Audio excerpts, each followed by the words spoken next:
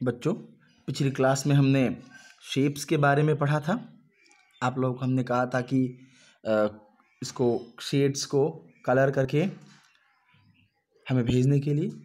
आज हम पढ़ेंगे एक नया टॉपिक, बहुभुजा यानी कि पॉलीगन।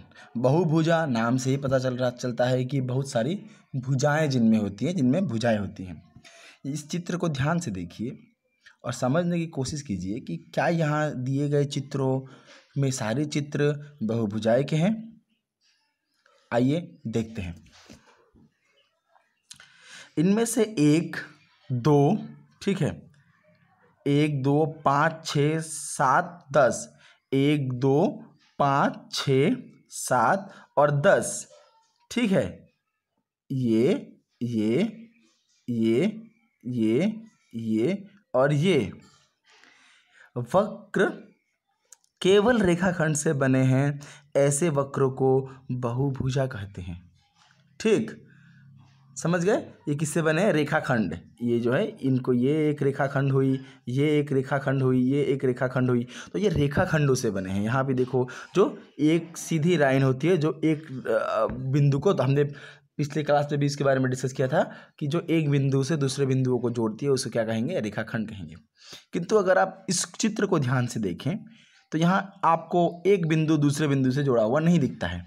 यहाँ पे भी सेम दिखेगा आपको, ये भी सेम है। देखिए, एक सीधी रेखा नहीं है ये भी देखिए एक सीधी रेखा नहीं है। तो हम क्या कह सकते हैं कि चित्र 3, 4, 8 और 9 है ना, केवल रेखाखंड से बने गए सरल बिंदु वक्र को भुजाएं कहते हैं। 3, 4, 8 और 9 वक्र भुजाएं नहीं हैं।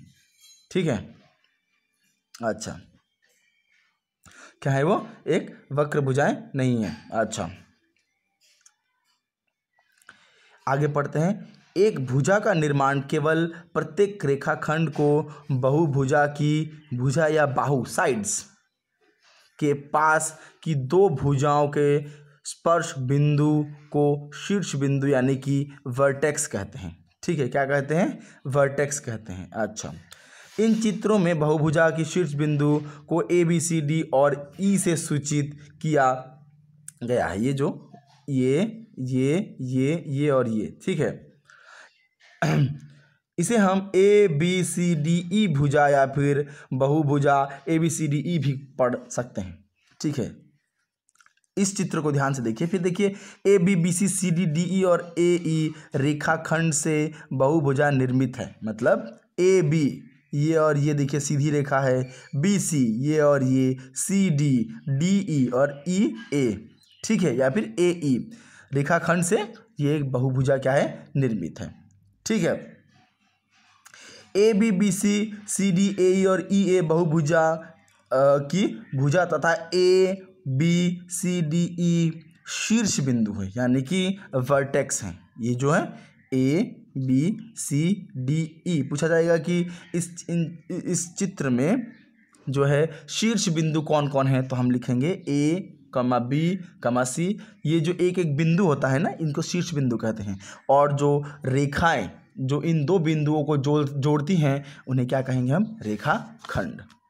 ठीक है, इन भुजाओं को ध्यान से देखो। ये सारी बहुभुजाएं हैं। ठीक है, इन बहुभुजाओं के भी फिर अलग अलग प्रकार होते हैं। एक होता है उत्तल, एक होता है अवतल। ठीक है, यहां ध्यान से देखिए, चित्र में देखिए, इन चित्रों में, ऊपर के चित्रों में देखिए, 1, 2, 4 की तरह बहुभुजा को उत्तल यानी कि कॉन्वेक्स बहुभुजा कहते हैं। दूसरी ओर 3, 5 तरह की भुजाओं को अवतल बहुभुजा कहते हैं। एक बहुभुजा के ऊपर कोई 2 बिंदु को जोड़ने वाली रेखा पूरी तरह बहुभुजा के आंतरिक भाग में आकर घुसी रहती है, तो उस बहुभुजा को उत्तल बहुभुजा कहते हैं।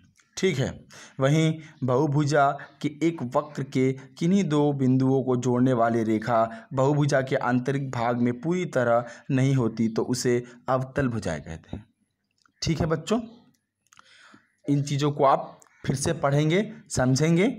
इनके बारे में हम अगली थोड़ा और जानकारियाँ हैं वो हम अगले क्लास में पढ़ेंगे। आप इन चीज़ों को ध्यान से पढ़िए, इन आकृतियों को स्वयं बनाने की कोशिश कीजिए, ठीक है। और कुछ अगर डाउट हो तो हमें ग्रुप में पूछिए। धन्यवाद।